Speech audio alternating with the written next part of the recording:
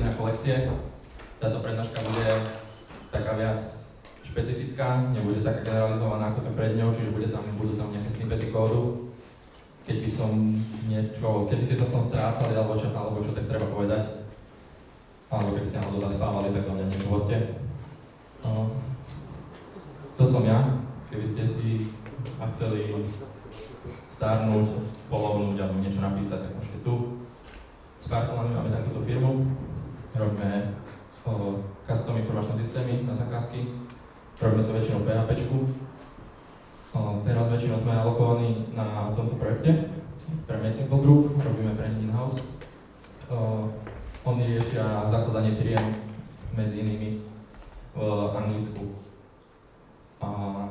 Čiže je tam veľa komunikácie s tretou stranami, s bankovým sektorom, s government APIs a tak. O čom to bude? Najprv si vlastne povieme, aký máme problém. Ukážeme si nejaké snippety kódu PHP, čo vlastne budeme chcieť vyriešiť. Následne ukážeme si, ako by sa to dalo refaktorovať čistom PHP. Následne si povieme, čo sú to kolekcie, aké sú kolekcie v PHP a ako by sme to vedeli zrefaktorovať s použitím tých kolekcií. A ukončíme to tým, že si povieme aj o nejakom funkcionálnom prístupe, ako to riešia napríklad funkcionálne jazyky, či existujú nejaké knižnice, ktoré ten funkcionálny prístup prinášajú do PHP. Čiže problém je toto, čo môže byť kód, čo vyzerá celkom nevinne, ale vidíte, že sú tam 4 úrovne toho odsadenia. Môže to byť ťažšie na pochopenie a keď vidíte niečo takéto, že je to tak norené, tak to je podľa mňa čistý kandidát na refactoring.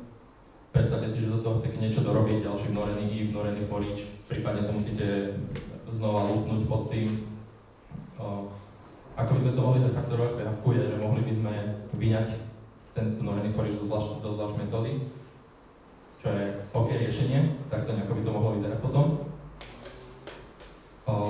Je to dobré riešenie, keď to viete tak spraviť, že tá metóda, ktorú vytvoríte, nesie celý význam toho, čo robí. Problém tohto však je, že keď to prídete reálne do toho kódu a potrebujete ho úplne pochopiť, musíte skákať medzi tými funkciami tak či tak. A pokiaľ by ste niečo zložitejšie chceli v tom robiť, tak v tej funkcii musíte niekedy znova preiterovať to prvné pole, na ktorým robíte. Alebo musíte proste vytvoriť taký chain tých funkcií, že jedna zavolá druhú, tá tretiu, tá štvrtú, aby to nejak rozumne vyzeralo. Môžu použiť aj built-in array funkcie, čo vám takáto nádhera z toho vznikne. Čo si o tom myslíte? Toto? Vidíte, že tie built-in array funkcie v PHP sú nič moc. Array fill. Hovoria vám, čo sa ide diať s tým subsetom, na ktorom robíte. Hovoria vám, že napríklad, že keď použijete array filter, tak už len z názvu tej funkcie viete, že idete zmenšiť ten dataset, na ktorom robíte. Keď máte array map, už len podľa názvu tej funkcie viete, čo to robí, áno. Ľahšie sa vám možno nad tým môže rozmýšľať, ale musíte použiť takýto hnusný zápis.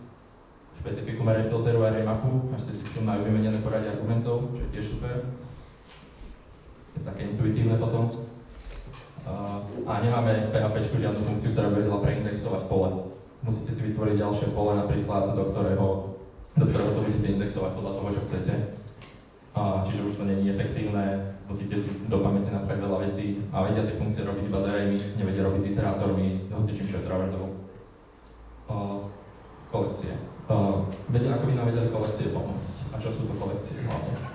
Kolekcia ako taká je vlastne súbor dvojíc kľúč hodnota, ale v tejto prednáške pod kolekciou budeme brať architektúru Collection Pipeline, to je proste design pattern, ktorý slúži na sekvenčné spájanie operácií nad kolekciou. V podstate, keby ste obalili array map array filtrom a zavolali to tak za sebou, alebo na tej istej funkcii, teda na tom istom datasete, tak to môže byť kvázi označené za ten collection pipeline, ale collection pipeline býva immutable, to znamená, že každá tá funkcia mala vrátiť nejaký nový objekt.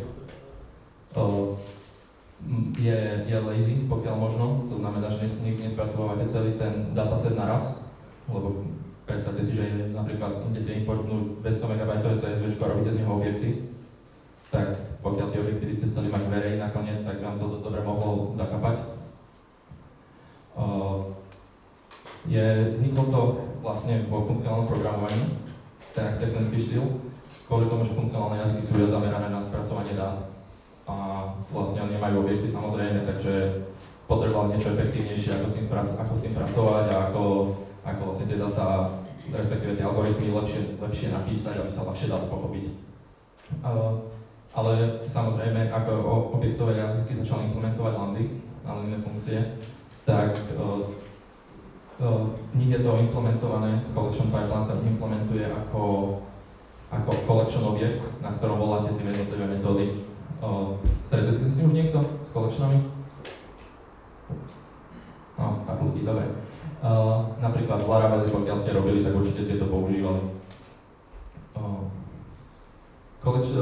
Kolekcie majú viac funkcií, proste nie iba tie, čo som tam predtým napísal, ale vidíte, napríklad toto je z jednej knižnice iba vyňaté. Vidíte, že tých funkcií je naozaj dostatok.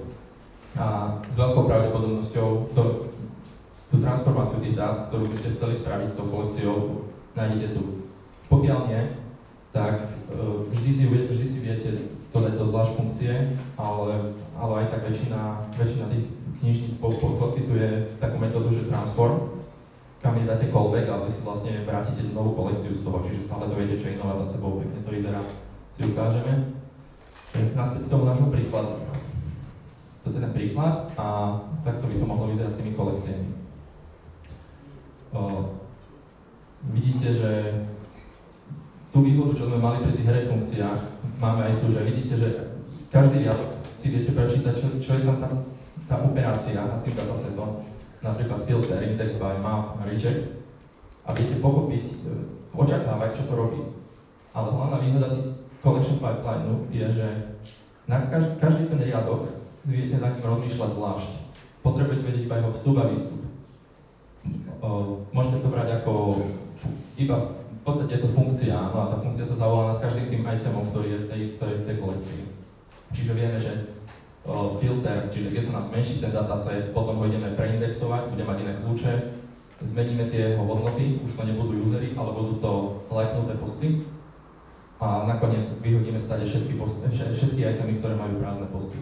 Čiže nám zostanú iba tie all liked posts a bude to indexované podľa user ID. Povieme si teraz, že kedy to použiť. Je to design pattern, takže samozrejme to nebudeme vkať všade. Použijeme to tam, kde je to rozumné.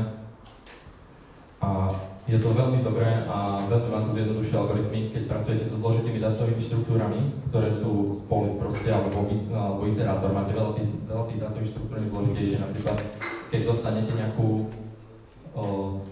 nejaké pole niečoho, nejakých dát z API, alebo máte CSV, ktoré chcete importnúť a potrebujete ho transformovať na nejaké objekty, vyfiltrovať niektoré preč, proste urobiť s ním viac operácií za sebou a tak. Čo vlastne zahranie tú transformáciu tých datasetov. Nemusí to byť iba API, CSV, samozrejme. A vždy sa to oplatí, pokiaľ máte nejaké viackrát norené foriče, ify, hociaké loopy, tak oplatí sa to tam použiť, lebo je to ľahšie na pochopenie, ľahšie sa to číta, keď sa s tým začnete robiť. Knižnice, aké existujú v PHP, som vybral tieto 4. Všetky sú v podstate dobré. Tie prvé dva sú SAP3 splity z veľkých frameworkov, z Laravelu a Cakeu. Laravelácka má tam ten problém, že neviete si ju, no teda už viete, od predvčera, ste si ju nevedeli nainštalovať samú a museli ste závisieť na celom tom balíku Illuminate Support, čo vám tam natiahlo kopu veci, ktoré pracujú so stringami, s číslami a takéto veci, ale a není lazy a není immutable tá kolekcia, ale v podstate aj tá Kecka, aj tá Laravelácka, oni neimplementujú všetko, čo by mali, lebo oni nie sú generalizované kolekcie. Oni vznikli vlastne iba na to, aby podporili ten framework. Proste keď tomu tvorcovi toho frameworku niečo chýbalo, tak on si vytvoril tú kolekciu, lebo nič také nebolo vtedy. A tí ľudia, ktorí robia v tých frameworkoch, že robíte Laravelom, ste zvyknutí na tú kolekciu, viete, ak sa to používa, idete robiť novú libku, importnete si tam ten Illuminate support, len to je také, že má to závislosti na kde čom potom a není to zrovna ideálne to tak používať. Pokiaľ robíte samozrejme na projekte, kde je Laravel alebo Cake, tak tie kolekcie sú úplne dostačujúce vo väčšine prípadov. Potom tak veľmi dobre napísaná libka je napríklad tá PHP Collection. Je naozaj skoro všetko implementuje, čo by mala taká kolekčná, ale jediný jej drawback je, že dokumentácia je iba v japonštine. Čo môže vyzerať hrozne, ale to nie je taký veľký problém tej kolekcie, že by ste si to nevedeli pochopiť zo zdrojaku. Veľmi dobre je zdokumentovaná dokumentácia od zdrojaku je písaná po anglicky. Iba z nejakého dôvodu ten autor nechce napísať dokumentáciu po anglicky aj readme a normálne dokumentačnú stránku. A tie ukážky, čo som ukazovali aj predtým, tak tie boli z mojej libky, ktorú som napísal vlastne kvôli tomu, že mi žiadna existujúca nevyhovovala, že neimplementovala všetko, alebo nebola lazy, nebola immutable, ako som hovoril pri tej Laravel. Ale v podstate jedno, ktorú použijete, samozrejme, použite tú, ktorá vám najviac bude vyhovovať. Samozrejme sú nejaké nedostatky, keď chcete použiť kolekcie v PHP. A hlavne je, že musíte napísať tú lambdu, tú anonymu funkciu takto. Ale to je proste vec PHP. No, keď robíte nejakú jednoduchú operáciu, síce to môžete napísať takto, ale code sniffer vás asi pošle dopreč. Lebo asi keď budete mať nejaký code style, tak toto PZ2 myslím, že ani nedovoluje. Čo by sme chceli, ideálne, by bol nejaký takýto zápis. Bolo také RFCčko minulý rok, neprešlo z nejakého dôvodu. Teraz sa ide hlasovať o takomto RFCčku pre PHP 7.1.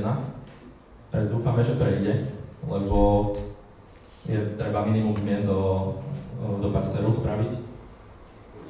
Takže keď to bude takto, tak už to bude celkom v pohode, už vlastne, a nie iba kvôli kolekciám, ale aj všeobecne, keď budete používať anonymné funkcie, tak vidíte, že ten zápis je čistejší, nemáte tam zbytočné zátvorky a tak. V reálnom kóde to môže vyzerať nejak takto. V podstate tie jednotlivé operácie by ste mohli niekam dať von, ale vidíte, čo to robí. Toto, čo robí, spája rooty z dvoch routerov, ktoré bežia spolu zároveň. Potom ten set sa potom dáva do šablóny a používa sa pri renderovaní sitemapy pre botov, do sitemapy XML. Čiže vidíme, že najprv sa niečo prefiltruje, preindexuje, premapuje, to sa to prefiltruje znova, lebo už je to kompilované. Tam sa tá ruta kompiluje v tom jednom mape a potom ju vlastne filtrujeme na základe niečoho, čo tam predtým nebolo. A potom ju premapujeme znova už na ten formát, čo potrebujeme a spojíme s tými druhými rutami hore. Že keby toto bolo napísané v norených foričoch, tak by to bolo asi niekde tu nopy končila, tá reálna logika by tu začínala. A keby to bolo vyberaté do viacerých metód, ktoré by robil za sebou, tak by to museli buď viackrát foričovať tento pole, ale respektíve to ani nie je pole, to je iterátor. Čiže museli by viackrát prechádzať cez ten iterátor. Alebo by museli sa volať proste jedna druhú takto za sebou, a kým by ste prišli na to, čo to robí, tak už by ste boli spinosu vrcholné. Alebo to môžete robiť niečo takéto, to je čítanie CSVčka a transformácia aj jeho dát a ukladanie. To je, že vlastne máte spell file object, čo je objektový obal nad súbormi v PHPčku a vy ho viete čítať ako iterátor, že proste vám to vracia riadky. Keď dáte ten zázračný flag, čo je v prvom riadku, tak vám bude vracať ako sparsované CSVčko. A potom si vlastne skontrolujete header a na tých dát povyhadzujete prázdne riadky, premapujete si to, čo potrebujete spraviť. Tá metóda realize vám spraví z tej kolekcie non-lazy kolekciu. Ona ako keby prejde cez všetky tie itemy a vytvorí ich reálne. Aby ste si boli istí, že... A tam sa to používa, aby ste si boli istí, že sa reálne dajú spraviť tie objekty z toho riadku. lebo vlastne keby to failo, že by sa nedal spraviť ten objekt, tak vy to chcete zastaviť už dopredu. Čiže v podstate dvakrát prejdem tú kolekciu.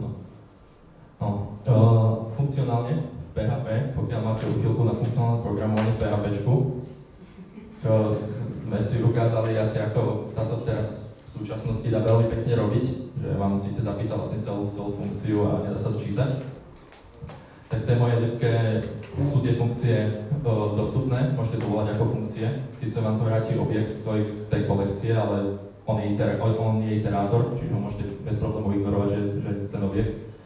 Alebo by som vám odporúčal pozrieť sa na transducery, čo je to, ako to rieši Clojure napríklad. Oni takto preferujú robiť s datasetmi, s kolekciami.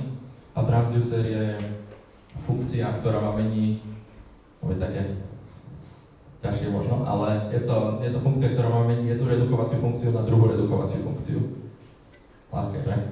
No, ale čo to robí je, že vy si pospájate funkcie dopredu a nedáte im dáta. A na konci si tú funkciu viete zavolať znova, ale vlastne tie dáta. Čiže vlastne to, čo robia tie collection pipeline v PHP, alebo proste v objektových jazykoch, tak to oni robia tými transducermi, že viete si, že si vlastne najprv pripravíte ten algoritmus a potom na ňom voláte to, čo chcete. A je to zaujímavé, akože keby ste chceli pozrieť, ako sa to rieši v tých funkcionálnych jazykoch, tak toto odporúčam naozaj, tí transducery. Aj tá knižnica je veľmi dobre napísaná. Pokiaľ vás to náhodou zaujalo, dúfam, že hej, tak viac info napríklad si môžete pozrieť Martin Fowler, mal minulý rok sériu článkov o tom, ako sa refakturuje na kolekcie. Boli tam aj reálne ukážky z jeho projektov. Väčšinou je to teda v Java a JavaScripte a z časti aj Ruby. Ale dá sa to veľmi jednoducho pochopiť, lebo tie zápisy sú všade rovnaké, tie metódy sú všade rovnaké v každom jazyku. A on aj ho spomína, že jedna výhoda používania tých kolekcií je, že keď sa ich raz naučíte v ktorom jazyku, tak ho viete používať všade. A v každom jazyku to je. Vo väčšine jazykov modernejších je to už priamo v jadre, napríklad v Java, v C#. Viete priamo ako keby ste na array volali metódy, že má filter a tak. Potom tento pán, Adam Wetton, on píše teraz knihu Refactoring to Collections. Je to špeciálne o PHPčku, ešte nevyšla, ale on zverejňuje vlastne po častiach, takže môžete ho follownúť a vyzerajú tie ukážky naozaj dobre, je to na reálnych príkladoch tiež. A samozrejme potom dokumentácia a testy ku knižniciam sú veľmi dobrý zdroj tiež, väčšinou to býva dobre popísané. Tak to bol celá prednáška, ďakujem za pozornosť.